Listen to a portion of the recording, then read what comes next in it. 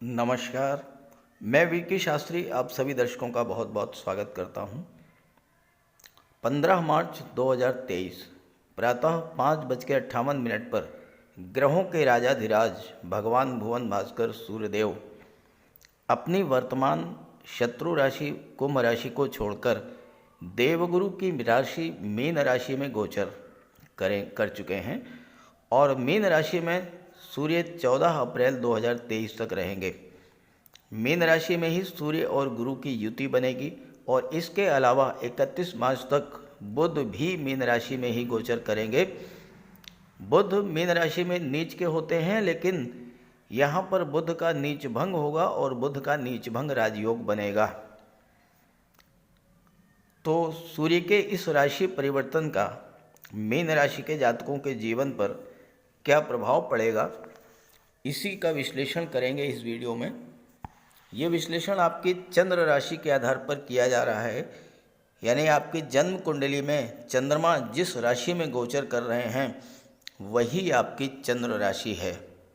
दूसरी महत्वपूर्ण बात, इस बात की प्रबल संभावना है कि इस वीडियो के अपलोड होते ही कुछ चैनल वाले इसी वीडियो की word by word copy paste करके अपनी वीडियो अपलोड कर दें। इवन थंबनेल भी कॉपी पेस्ट हो सकता है। मंगल राशि परिवर्तन के मेरे 10 वीडियोस के कॉपी पेस्ट यूट्यूब पर उपलब्ध हैं। तो ऐसे लोगों को मैं सिर्फ ये कहना चाहूँगा कि पहले एस्ट्रोलॉजी की ABCD सीखें। कॉपी पेस्ट करने से कुछ थोड़े पैसे तो ज़रूर मिल जाएंगे आपको, लेकिन एस्ट्रोलॉजी नहीं आएगी। प्रिय दर्शकों, मैंने आप में से बहुत से दर्शकों की कुंडली का विश्लेषण किया है, लेकिन क्या किसी से मैंने पैसे मांगे हैं? कतई नहीं। आप लोगों ने कंसल्टेंसी फीस के बारे में भी पूछा, लेकिन मैंने कहा कि एस्ट्रोलॉजी सेवा करने का माध्यम है, पैसा कमाने का टूल नहीं है। पैसे के पीछे भागने से पैसा नहीं आता है, ये बात आप लोग भी समझ लें। और तीसरी बात, कुछ लोग कमेंट बॉक्स में अपना मोबाइल नंबर देकर आपको ठगने का प्रयास करेंगे। ऐसे जालसाजों से भी सावधान रहें, और अगर कोई मेरे नाम से आपसे पैसे मांगे तो भूल करके भी पैसे मत दीजिएगा। चलिए अब वीडियो शुरू करते हैं। ज्योतिष शास्त्र में सूर्य और गुरु की युति को अत्यंत श्रेष्ठ योग कहा गया है। इस योग को जीवात्मा योग, विष्णु लक्ष्मी योग, नवम पंचम योग और अपार धन योग भी कहा जाता है। ये योग एक ऐसा योग है जो हमेशा शुभ फल ही प्रदान करता है। सूर्य को आत्मा, बल, तेज, आत्मविश्वास, आत्मसम्मान और जीवन का कारक माना गया है। देवगुरु ज्ञान, धन, विवेक, संतान, मान सम्मान, शिक्षा, धर्म और सत्कर्म के कारक माने गए हैं। सूर्य हमें जीवन प्रदान करते हैं। गुरु हैं जीव, गुरु है प्राण शक्ति और सूर्य है आत्मा, इसलिए इसे जीवात्मा योग कहते हैं। इस योग का पहला प्रभाव ये होता है कि ऐसे जातकों की जीवनी शक्ति बहुत ही स्ट्रांग होती है। कहने का अर्थ ये है कि ये योग दीर्घायु प्रदान करता है और जीवन के प्रति ऐसे जातकों का दृष्टिकोण सकारात्मक होता है। गोचर में ये योग बनने पर निश्चित रूप से आपके ज्ञान, बुद्धि, विवेक में वृद्धि होगी। जीवन में सफलता, उच्च पद और धन प्राप्त होगा। विवाह और संतान का भी योग बनेगा। देवगुरु को मेल प्लेनेट कहा गया है। गुरु को संतान का कारक है, सूर्य पिता के कारक हैं। तो इस युति के बनने का सबसे बड़ा लाभ ये होता है कि पुत्र संतान की प्राप्ति का योग बनता है। यदि संतान होगी या इस गोचर काल में आपने संतान की प्लानिंग किया तो पुत्र रत्न प्राप्त होने का प्रबल योग बनता है। सूर्य आत्मविश्वास के कारक हैं और गुरु ज्ञान के कारक हैं। सूर्य और गुरु की युति बनने पर आपके ज्ञान बुद्धि विवेक में तो वृद्धि होती ही है, आपका कॉन्फिडेंस लेवल भी बहुत हाई होता है। ऐसे जातक खुद पर तो विश्वास रखते ही हैं, इनके अंदर सकारात्मक ऊर्जा का सतत प्रवाह होता रहता है और ऐसे जातक जहाँ भी पहुँचते हैं उस स्थान को सकारात्मक ऊर्जा से भर देते हैं। चूँकि सूर्य पिता के कारक हैं, जिस जातक की जन्म कुंडली में सूर्य गुरु युति बनती है उसके जन्म लेते ही उसके पिता की भी भाग्योन्नति हो जाती है, पिता का सोशल स्टेटस बढ़ जाता है। साथ ही ऐसे जातक खुद भी बहुत अधिक मान सम्मान और धन प्राप्त करते हैं। साथ ही साथ राज्य स्तर का भी सम्मान प्राप्त होता है, क्योंकि सूर्य शासन प्रशासन राजनीति और राज्य के कारक हैं। ऐसे जातकों का बौद्धिक स्तर भी बहुत उच्च स्तर का होता है, क्योंकि बुध भी इस गोचर काल में 31 मार्च तक सूर्य और गुरु के साथ रहेंगे। इस युति को नवम पंचम योग भी कहते हैं, क्योंकि सूर्य पंचम भाव के स्वामी, सिंह राशि पंचम राशि है काल पुरुष कुंडली में, गुरु नवम के स्वामी होते हैं, धनु राशि काल पुरुष कुंडली की नवीं राशि है, तो नवम पंचम योग भी कहते हैं। पंचम भाव संतान और शिक्षा का भाव होता है, नवम भाव भाग्य स्थान और उच्च शिक्षा का होता है। तो इस युति के बनने पर व्यक्ति का भाग्योदय तो हो ही जाता है, उसकी संतान भी अत्यंत भाग्यशाली होती है। ये युति उच्च शिक्षा के क्षेत्र में, खासकर IT sector, management, communication, medical, शिक्षा, कला के क्षेत्र में बुलंदियों तक ले जाने वाली होती है। और चूंकि गुरु 12वें भाव, देखिए मीन राशि 12वीं राशि है काल पुरुष कुंडली की, तो गुरु विदेश भाव के कारक होते हैं, तो विदेशों से धन का लाभ, विदेशी व्यापार में उन्नति और विदेश में उच्च शिक्षा का भी योग बनता है इस युति के बनने पर।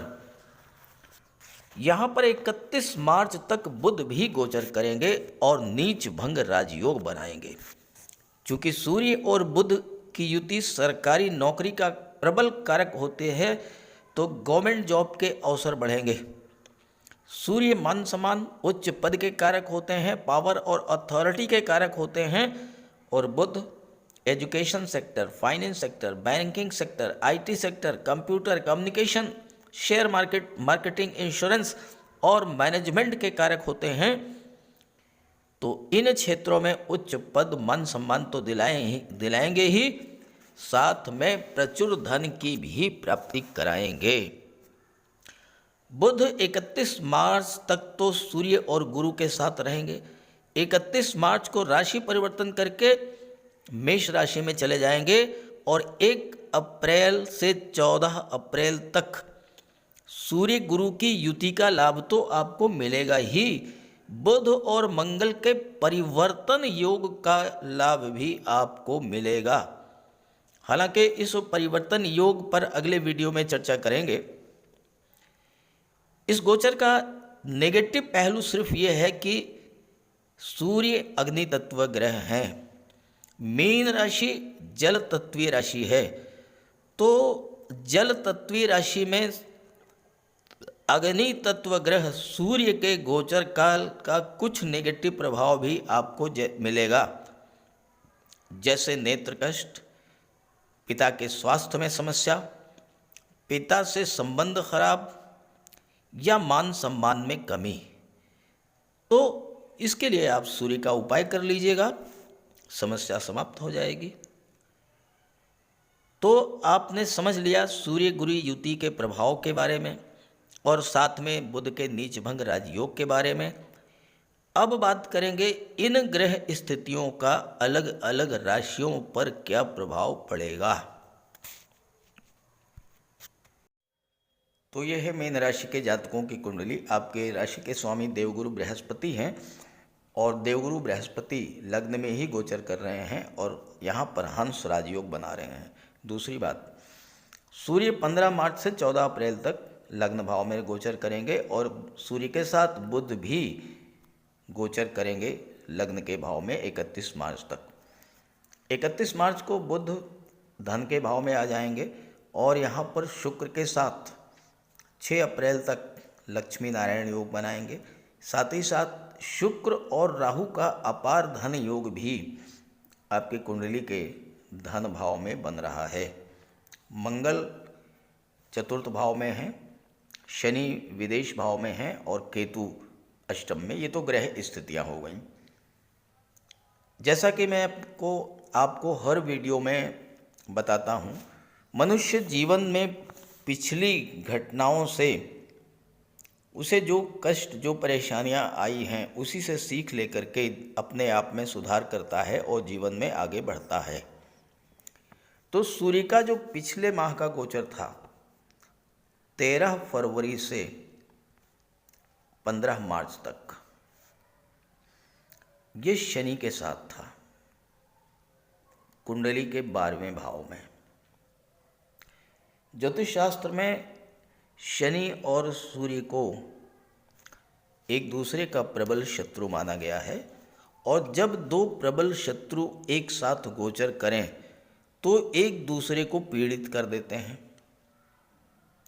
सूर्य ग्रहों के राजा हैं और जब राजा ही पीड़ित हुए तो क्या हुआ होगा आप समझ सकते हैं। सूर्य पिता के कारक हैं तो पिता को कष्ट हुआ होगा। सूर्य शासन प्रशासन सरकारी नौकरी के कारक हैं, वहाँ भी स्थितियाँ आपके अनुकूल नहीं रही होंगी। 12वां भाव कोर्ट कचहरी का होता है, अस्पताल का होता है। स्वास्थ्य संबंधी समस्याएं आपके जीवन में आई होंगी और हो सकता है कोई कोर्ट कचहरी का मैटर भी आपके पीछे लग गया हो। सूर्य शासन प्रशासन के कारक होते हैं। आपको कार्य क्षेत्र में अधिकारियों का, सहकर्मियों का सहयोग नहीं मिला होगा। प्रमोशन वेतन वृद्धि का मामला था, उसमें भी रुकावट आई होगी। आपका कोई काम सरकारी अधिकारियों कर्मचारियों से था, वो काम भी नहीं बना होगा। शिक्षा और प्रतियोगिता के क्षेत्र में भी बाधाएं आई होंगी। जबकि सूर्य 6ठे भाव के स्वामी हैं तो आपको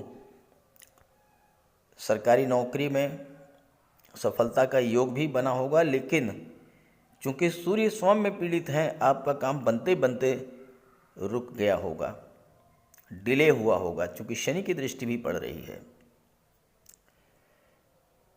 आप नेत्र कष्ट, हड्डियों के रोगों से, हार्ट प्रॉब्लम से, पाचन तंत्र संबंधी रोगों से पीड़ित हुए होंगे।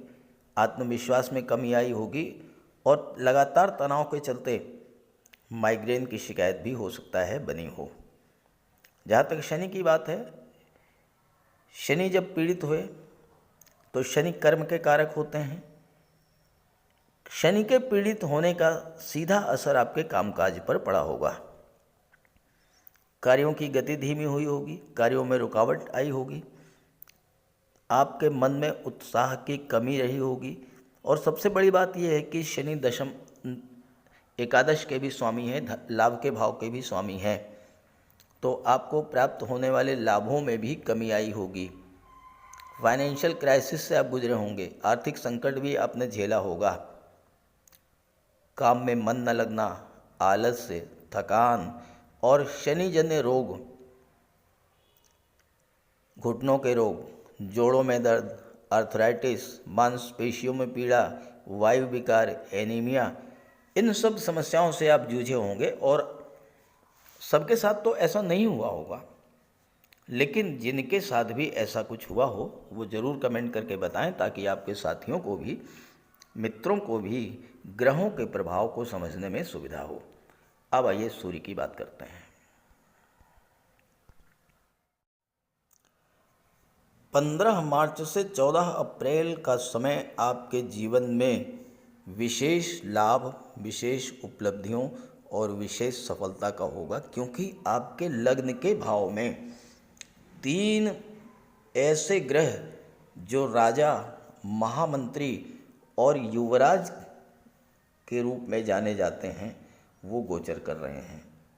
लग्न भाव कुंडली का सबसे महत्वपूर्ण भाव होता है कि लग्न भाव क्या है, आप स्वयं हैं, आपका व्यक्तित्व, आपका स्वभाव, आपका कार्यशैली, किन क्षेत्रों में आपको सफलता मिलेगी, इन सब चीज़ों का विचार लग्न के भाव से किया जाता है।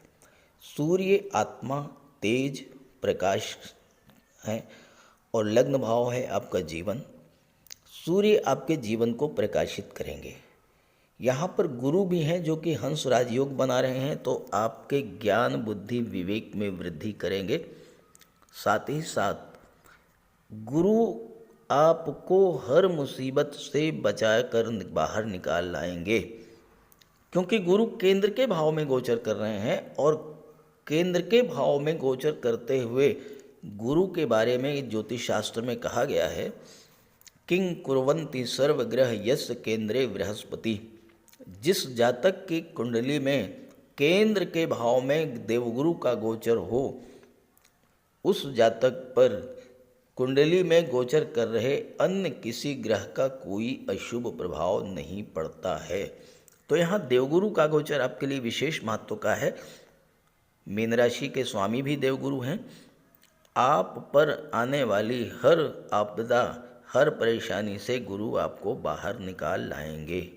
ईश्वर की विशेष कृपा होगी आप पर।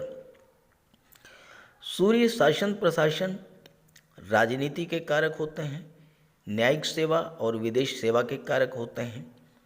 अगर आप शासन प्रशासन, आईएएस, आईपीएस, सिविल सर्विसेज की तैयारी कर रहे हैं तो यहाँ पर सूर्य छठे भाव के स्वामी हैं।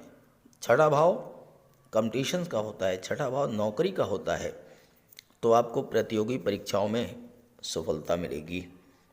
सरकारी नौकरी में आप पहले से ही हैं तो आपको उच्च पद मिलेगा, वेतन वृद्धि होगी।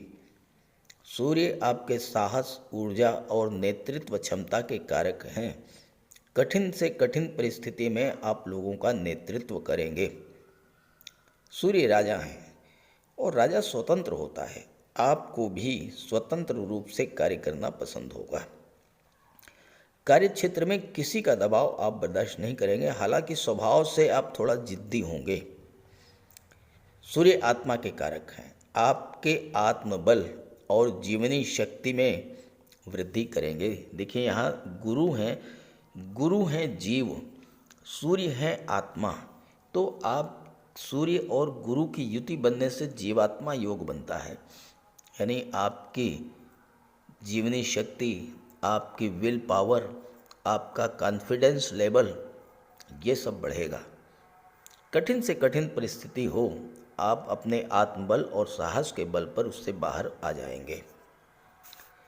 सूर्य पावर और अथॉरिटी के कारक हैं। आपके अधिकार और प्रभुत्व में वृद्धि करेंगे, आपके स्वाभिमान में वृद्धि करेंगे। हालांकि ऐसे में आपके अंदर क्रोध, अहंकार और ईगो भी डेवलप कर सकता है, इससे आपको बचना होगा। सूर्य में असीम ऊर्जा होती है। आप स्वयं भी ऊर्जावान रहेंगे और जो व्यक्ति आपके संपर्क में आएगा उसे भी आप ऊर्जावान बना देंगे। और अपने इन्हीं गुणों के कारण शासन प्रशासन, राजनीति के क्षेत्र में आप अधिक सफलता अर्जित करेंगे। आपके भाई बहन, मित्र भी भाग्यशाली और पद प्रतिष्ठा वाले होंगे। आपके बच्चे दूर देशों में उच्च शिक्षा ग्रहण करेंगे। सरकार सत्ता में बैठे हुए लोगों से आपके रिश्ते मधुर होंगे। स्वभाव से आप धार्मिक और ईमानदार होंगे, हालांकि नेत्र कष्ट तो आपको होगा। सूर्य छठे भाव के स्वामी होकर के लग्न में बैठे हैं और देवगुरु की पंचम दृष्टि पंचम भाव पर है, जहाँ शिक्षा का, संतान का विचार किया जाता है। छात्रों के लिए सूर्य का गोचर बहुत ही शुभ है। छठा भाव सर्विस सेक्टर का होता है, सरकारी नौकरी में सफलता मिलेगी। चूँकि बुध भी सूर्य के साथ हैं, बुधादित्य राजयोग भी बन रहा है, तो banking sector, finance sector, education sector या आईटी सेक्टर, कंप्यूटर कम्युनिकेशन के क्षेत्र में आपको जॉब मिल सकती है। व्यापार के क्षेत्र में आपको सफलता मिल सकती है, मार्केटिंग इंश्योरेंस के क्षेत्र में आपको सफलता मिल सकती है, टूर एंड ट्रेवल्स के क्षेत्र में आपको लाभ मिल सकता है।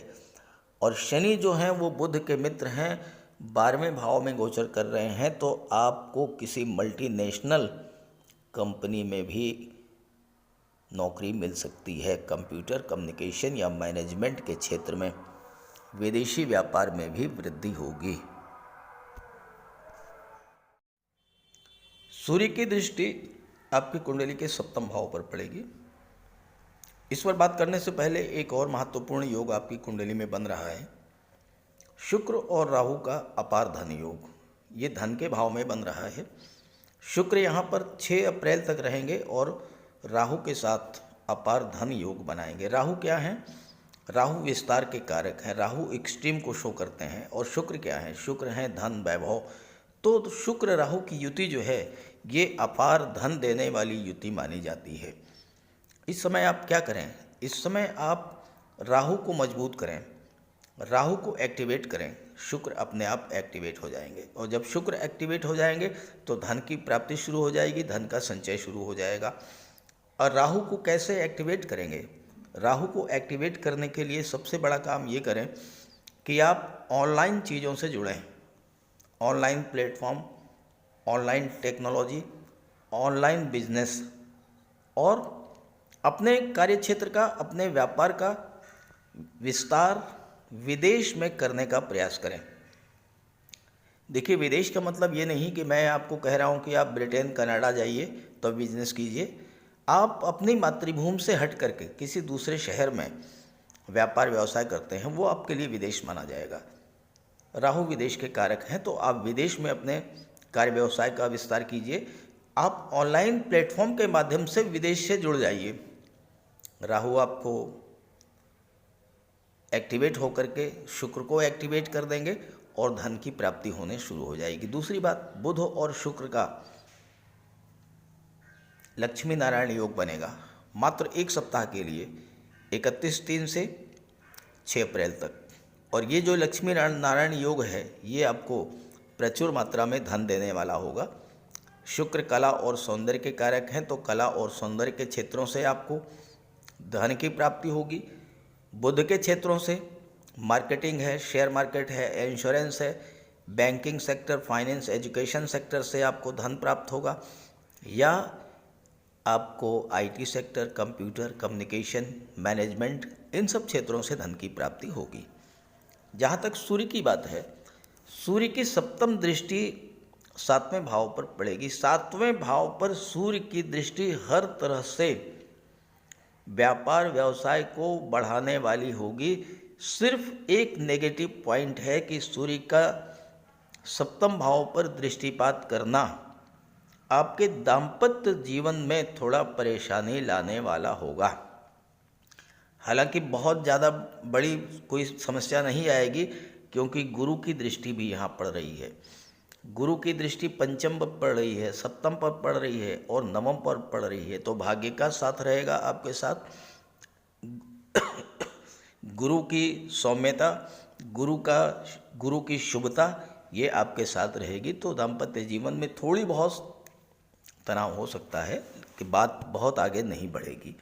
हाँ, ये है कि पंचम भाव पर दृष्टि पड़ रही है, संतान की आपको प्राप्त हो सकती है, या संतान की आप प्लानिंग कर सकते हैं। और इस समय जो संतान जन्म लेगी वो महाभाग्यशाली संतान होगी, क्योंकि ठीक यही ग्रह स्थितियाँ उसकी जन्म कुंडली में होगी। सूर्य के समान तेजस्वी, बुध के समान बुद्धिमान और गुरु के समान ज्ञानवान और भव्य व्यक्तित्व की संतान जन्म लेगी इस समय। और अगर आप प्लानिंग करते हैं वो भी आपके लिए बहुत भाग्यशाली संतान प्राप्त होनी है, और उसके जन्म लेते ही आपका भाग्योन्नति हो जाएगा। सूर्य की दृष्टि पड़ने से आपको अपने जीवन साथी के स्वास्थ्य का विशेष ध्यान रखना होगा। जोड़ों में दर्द की शिकायत हो सकती है, लेकिन अगर आपका जीवन साथी किसी जॉब में है तो ये उनके लिए विशेष सफलता लाने वाला भी होगा। जीवन साथी से कुछ दिनों के लिए दूरी भी बन सकती है, तो संबंधों को मधुर बना करके रखें। ईगो अहंकार को बिल्कुल त्याग दें। मैं ही सब कुछ हूँ, मैं जो सोचता हूँ जो करता हूँ वही सही है। अगर आप इस भावना को छोड़ करके लाइफ पार्टनर जीवन साथी को भी सम्मान देंगे, उनकी बात सुनेंगे, उनकी भावनाओं की कदर करेंगे, उनकी बातों को गंभीरता से लेंगे, तो पारिवारिक जीवन में कोई दिक्कत नहीं आएगी। और ऐसे ही बिजनेस पार्टनर के साथ भी धन से ज़्यादा संबंधों को महत्व दें। हालांकि गुरु की दृष्टि है तो कोई ऐसी विशेष स्थिति नहीं होगी। फिर भी आप सूर्य का उपाय अवश्य कीजिएगा। तो बात करते हैं सूर्य के उपायों पर। अगर अभी तक आपने सूर्य देव का उपाय नहीं किया है तो अवश्य कीजिए। सूर्य देव की आराधना करें। खास करके छात्रों को या जो कॉम्पिटिटिव एग्ज़ाम्स की तैयारी कर रहे हैं उन्हें तो सूर्य के उपाय अवश्य करने चाहिए। सूर्य आत्मा के कारक हैं। इस पृथ्वी पर सूर्य के कारण ही जीवन है और सूर्य की ही ऊर्जा, प्रकाश और ऊष्मा से हम कार्य करने में सक्षम होते हैं। सूर्य देव की आराधना करेंगे, आत्मा को बल मिलेगा, आत्मविश्वास में वृद्धि होगी, कार्य करने की ऊर्जा प्राप्त होगी, जीवन में रोशनी आएगी, भाग्य चमक जाएगा और फिर आप सफलता की सीढ़ियां चढ़ते चले जाएंगे। तो प्रातःकाल स्नान करते समय जल में लाल पुष्प या केसर डाल करके स्नान कीजिए। इसके बाद सूर्योदय से 1 घंटे के भीतर सूर्य देव को अर्घ्य दीजिए। तांबे के लोटे में जल, अक्षत, लाल पुष्प, रोली, लाल चंदन ये डाल करके सूर्य देव को अर्घ्य दीजिए। ध्यान रखें कि सूर्य देव को अर्घ्य 3 बार में देना है। 1 लोटे जल को आपको 3 बार में अर्घ्य देना है और साथ ही साथ इस बात का ध्यान रखना है कि जो जल है वो आपके पैरों पर ना गिरे। इसके बाद गायत्री मंत्र का जाप करें, आदित्य हृदय स्तोत्र का पाठ करें। छात्रों को तो सूर्य का ये उपाय नियमित रूप से करना चाहिए क्योंकि सूर्य ही सरकारी नौकरी के कारक हैं और आज के युग में हर छात्र का सपना होता है कि वो आईएएस बने, आईपीएस बने या शासन प्रशासन में उच्च पदस्थ अधिकारी बने और सूर्य इन सब के कारक होते हैं। सूर्य पिता के कारक हैं। पिता का सम्मान कीजिए, उनकी सेवा कीजिए, उनके मार्गदर्शन में आगे बढ़िए। यदि किसी तरह का कोई विवाद भी है तो उसे भुला दीजिए और उन्हें किसी तरह का कष्ट तो बिल्कुल न दें। इससे सूर्यदेव को बल मिलेगा। सूर्यदेव को बल प्राप्त हो इसके लिए रविवार को नमक का सेवन न करें। दलिया, दूध, दही, गुड़, गेहूं की रोटी इन सब का प्रयोग करें।